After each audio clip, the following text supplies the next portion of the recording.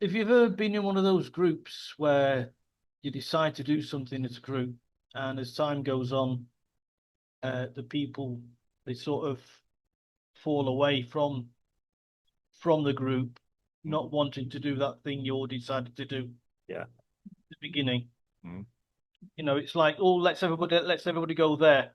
Yeah. And then during the week, you're waiting to go there, and people are phoning up saying, "Well, I can't go now," and I've got to do other things, and they sort of fall away. You Yes. know, well, just like in any organization, when the shine rubs off, it starts to go downhill, and the enthusiastic people tend to move away. Mm. And so the group dwindles until it becomes more expensive to keep than it's worth. And the tendency is for it to close down altogether. Mm.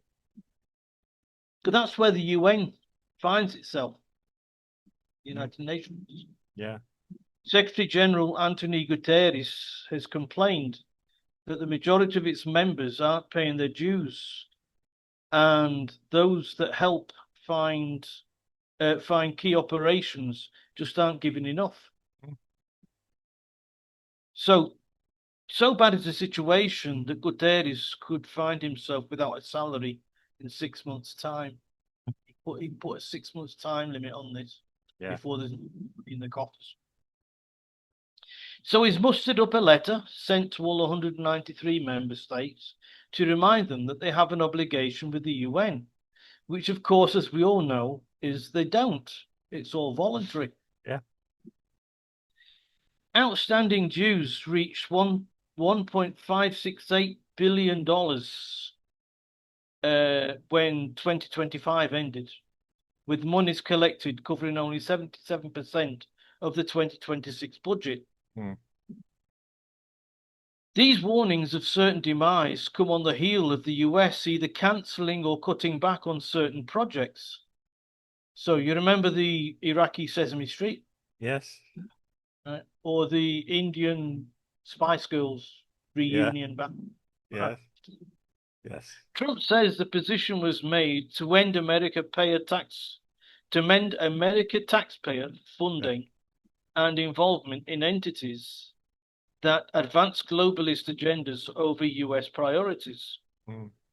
So just to give you a clue, the US has officially withdrawn from the World Health Organization and also UNESCO Mm. recently. It was only this last couple of weeks they did Yeah. this.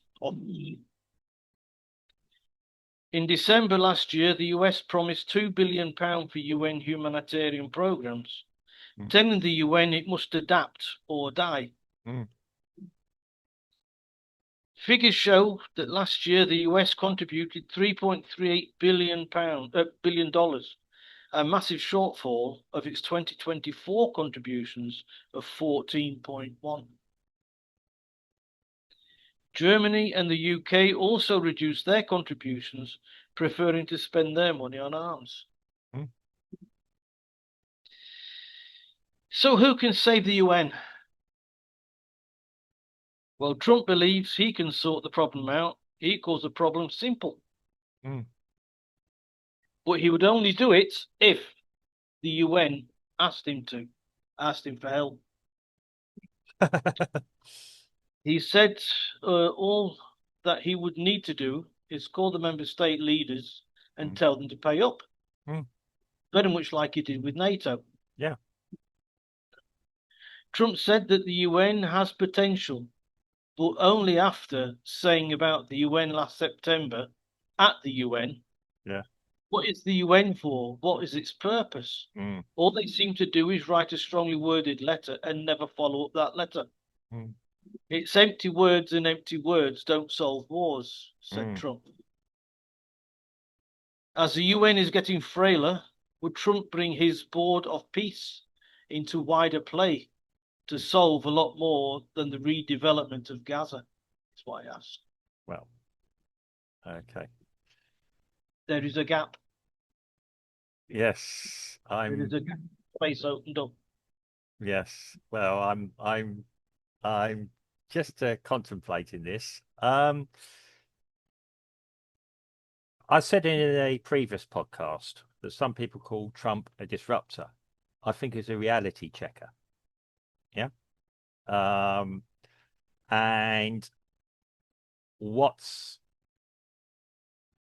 going on at the moment is Trump saying, I mean, Trump has just proved to us that that the US pays for the world, or just about pays for the world. It's a bit unfair to say. He doesn't own the world. Yeah, it isn't Yeah, that the US pays for the world, but yeah, it gives a very important contribution yeah, to the world, yeah, which without that contribution, a lot of people would struggle. yeah. I mean, this is where he's not some smooth politician. He's somebody that looks at balance sheets, and yeah, and he looks at it two ways. What's the US taxpayer getting from it? And Yeah. what are the recipient countries getting from it? Is it improving their world? Yeah. These um, non-government agencies or non-government organizations and things. I'm not saying that they don't all do a bad job. There are some good ones that do some good work. Or it's an organization, and it should be just like that. An organization. What does it do? It focuses minds, and that's what it should do. But yes, the problem with all organisations like the UN, and I put a proviso with Trump's new organisation. These things normally start off with good intentions and good ideas, and then they get manipulated, abused. We all know that people that wield political power get a bit addicted to political power or drunk on political power and think, yeah. And you're quite right. The UN just seems to be going around kicking countries all the time. And like you say, what can it really do if a country decides not to adhere to any resolutions? For example, rightly or wrongly, and I'm not going to draw on this, and I have my own opinions about this. Israel, I believe, has the biggest amount of accusations against it. What do they call it? Yeah. Words against it, if you like. But so does the US and the UK. Yeah. And the easiest thing for them to do is just ignore it because nobody's going to do anything. Now, I don't support every UN resolution against Israel. I'll say that, and I've had a look at the list on Wikipedia. I think, well, that's a bit peculiar. That's me. I don't understand it all. We still have wars despite the UN. And yeah, I mean, the UN came after the League of Nations, which came after the First World War. The UN has been about it. It actually initiated. It tries, but that's the trouble. It's all very trying, and it does seem countries sometimes use it as a forum to shout at other countries in. There's no real debate sometimes when you watch it. There's a few punch ups in the lobbies and the lobbies between various different politicians on occasion. That's quite entertaining, you know. At least they could actually put the cameras there and keep the cameras. You know, let's make a good fight of this. But yeah, I don't think it functions as it's meant to do. It's obvious that it's wanting more and more control of our everyday lives as individuals. Yes, I mean, if we look, we just need to look at the World Health Organization, which is Mm, part of the UN, where I don't know if you remember this, but around about a couple of years ago when mm, COVID was coming yeah, towards the end, yeah, that the director of the World Health Organization, which I believe is not a doctor, by the yeah, way, yeah. Well, but I think he was from Somalia or somewhere like that. yeah, But they said that they want to any diagnosis about pandemics mm, now only comes from the from the WHO. It doesn't come anymore from your individual countries. mm, And so if the WHO says that these are going to be the rules for yeah, pandemics, independently where you are in the world, that's what the rules are. And that raised a lot of mm, red flags. yeah, yeah. I mean. It should be an advisory body. Okay, it's somewhere you meet. We've got this, and it should be a place, a forum where research and ideas are exchanged. And yes, it does seem authoritarian as opposed to advisory. And yeah, this always worries me. These big organizations, it always happens. It's like probably on a smaller scale, and I'm just going to use it by comparison, the European Union, which started off as a trading agreement when it originally it was the common market. Yeah. And these things grow into some wildly federal centralized form of control. The UN on a global scale. Now it could probably use the EU to help control Europe locally and all our lives or people's lives across Europe. Yeah. I think when you come into things like the UN, it's becoming a little bit like a white elephant. Yeah. Because the people who are sort of leading, if you like, or representing other countries are really old people, and they're still the old school way of thinking, and Yeah. they prefer to shuffle papers around Yeah. than to do anything, and get off their ass and do something. Well, I'm not sure if they can get off their ass and do something, yeah, I was going to but say this. Yeah. yeah, right. But Yeah. just shuffling paper around just from one to another, saying you're a naughty boy. I think people are realizing it just doesn't cut the mustard anymore. No, it's an expensive white elephant. It's a very, very I mean, the idea is it pulls all nations together, but now we have ways of doing that. I'm not going to say I'm totally support what Donald Trump's trying to do with his thing about Gaza as an experiment. Yeah, countries play $1 billion, but yeah, that is a mutual interest that these countries will have in that particular region to put money in and to control how the money gets spent, just not keep pumping money in. I mean, Gaza should be the Monaco of the Middle East, and instead of which it became, I don't know, a fortress or something very peculiar. And yeah, something like that, with probably governed by businessmen as opposed to politicians who have a vested interest in building hotels, and hopefully we don't lose sight that it should be for the Gazians to live there, whatever faith or religion they are, as opposed to the elites having their holiday homes there. Yeah, holiday apartments. But yeah, okay, maybe one brings in the money for the other. Let's let's not lose sight of that. But you can't make Gaza a place just for paupers. Yeah. I mean, rich people can still have the holiday homes there.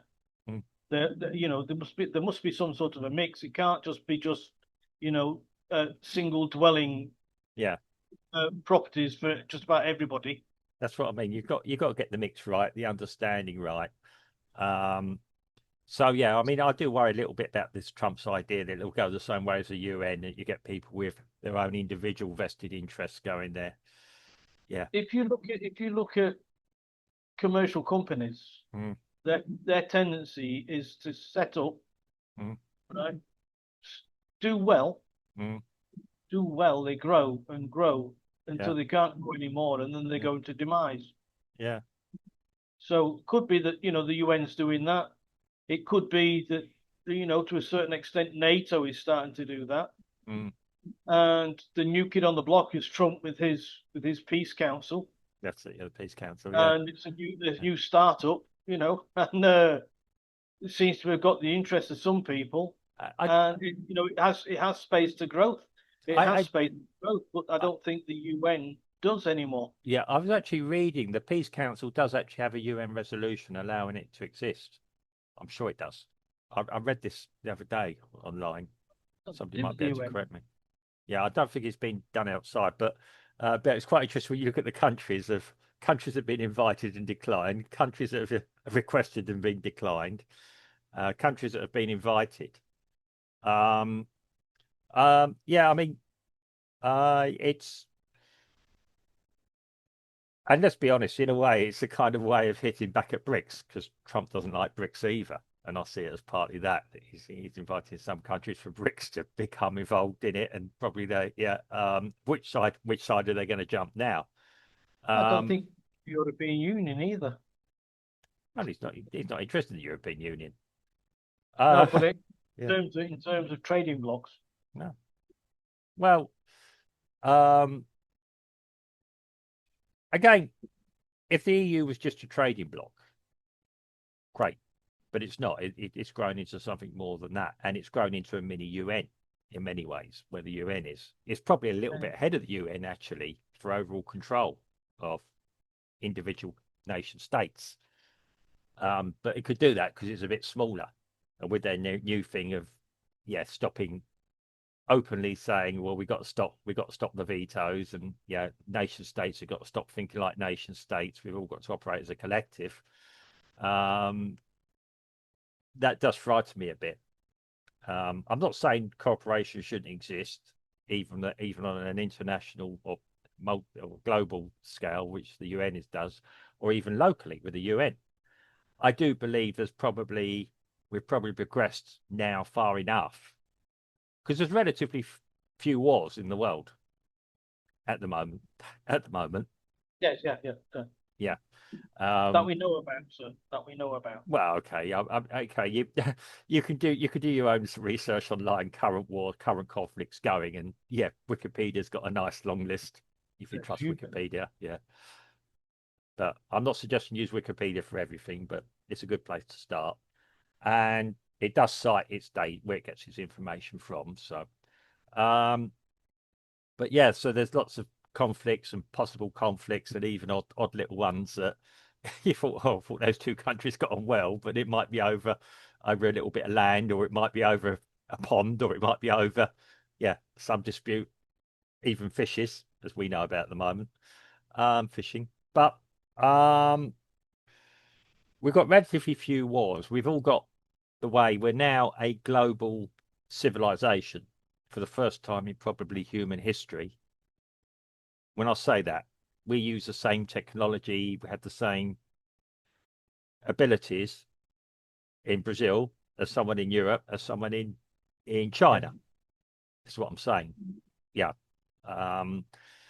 It's how the respective administrations around the world decide to operate. And again, the UN tries to mandate all this as well.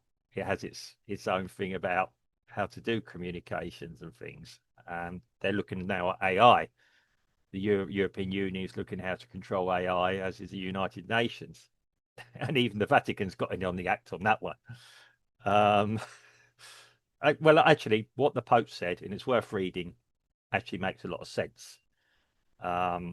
He's just calling from obviously an ecclesiastical point of view and a moralistic point of view, which is what the Pope should be doing. This technology exists. There's no denying it. How do we use it for the common good of everyone? Humanity. I think it's going to be very, very interesting. Yeah, I mean, I've seen the demise of the UN coming 20 years ago, quite honestly, since I really became conscious of exactly what it does. It hasn't resolved any problems. Well, that's a bit of a coward's way out, Mark, because you can't say that that you thought that 20 years ago. Yeah, 20 years is a long time. It's like saying this person I know is going to die. Well, I said it 20 years ago. Eventually, it's going to die. Yeah, this person's going to die. Well, I mean, I did. What I don't want is for you in another 20 years. If the UN gets 40 years. Hold on. If the UN gets more money going in, it's all down to pounds, shillings, and pence. Yeah. Right. If the UN gets the money going in, and it lasts for another 20 years, and you and I are still alive, and then it dies out, then you'll say, "I told you so." 40 years ago, yeah. You can't see that, man. Well, I can. I can. I mean, I thought it. I said I thought it 20 years ago. You just did, but 20 years is a lot. Well, I Is a know it's long. a long time, It's, but I made that the observation. marriage of this couple will not last, and they finally get a divorce after 30 years. You Well, say, I, I well, told. I said the demise is coming, but yeah, I can't put a time scale on it. I mean, that's not that's not in my power, as I would say. I mean, even if I was to write a letter to my local political representative tomorrow to say I think the UK should withdraw from the UN because I don't see it's of any benefit. Um, my job, Be what would careful, happen? Yeah. be careful, Mark. People will be calling him a prophet soon. Well, okay. I mean, yeah, I can predict. Well, You'll be up okay, there with the rich and famous. yeah. Okay, but yeah, I mean, it's like I say, I said things in the past, and it's coming true now. The only person who feels good is me, or not really good, because there's things I predicted that I'm not happy are happening. Um, and that's the way it goes. But yes, getting back to the original thing, um, I think the UN is on a downward curve at the moment. So does the general secretary. Well, and He's given it 6 months, and he's in the know. well, there you go. You see, there's somebody who's got the spreadsheets in front of them. Yeah. Um, okay, but I don't think it's exactly a secret that the UN is in trouble. And when the Trump administration, current US administration, has been withdrawing all sorts of funding from all kinds of NGOs. I mean, near us, you talk about UNESCO. We've got a UNESCO site near us called Alinda. Does it get money from the UN? Yes, it does. What will happen when that money disappears? Well, it's part of the UN. Yeah, yeah, UNESCO is part of the UN. yeah. But It's like a subsidiary of the UN, yeah, but like World Health Organization. yeah. Is the US paying for Alinda to have its carnival once a year? Not anymore. No, well, that's it. Yeah. And I mean, yes, it does well with tourism. It's a beautiful place to visit. If you ever in Northeast Brazil, visit Recife, but go to Olinda. Absolutely beautiful, beautiful place. You have to climb a lot of hills though, up the hill there. But yeah, it's the original part of the city actually. Yeah, sensibly they built the original part of Recife on top of a hill where it didn't flood.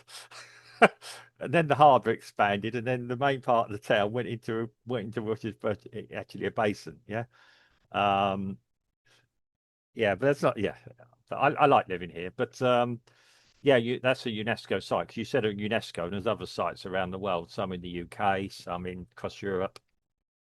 Yeah, I don't know if there's any in Africa or Asia. I believe there's Well, some in Asia. Eh? I'm sure there are. Yeah, You got little girls dancing like Spice Girls. yeah. That was Well, UNESCO. was it? Oh, well, Belly dancing, belly dancing lessons. oh, Free. cultural relevance. But again, that's up to the people in the countries they're from if they want to keep it going. It's like you talk about your Morris dancing with affection. I'll take the Mickey, but I do think it's important that it's maintained as a very old British tradition, wherever it comes from. And But it's it not a might, UNESCO project. well, but I mean, there's nobody saying that somebody can't do it else do a Trump and say, I'm setting up a global, um, if you like, a sort of global cultural funding. And yeah, worthwhile projects will continue to fund. Um, and there possibly will be a bit more control because the idea of the UN is all these things come under one umbrella and there's a lot of control over it and it gets audited and everything else, which just does not happen.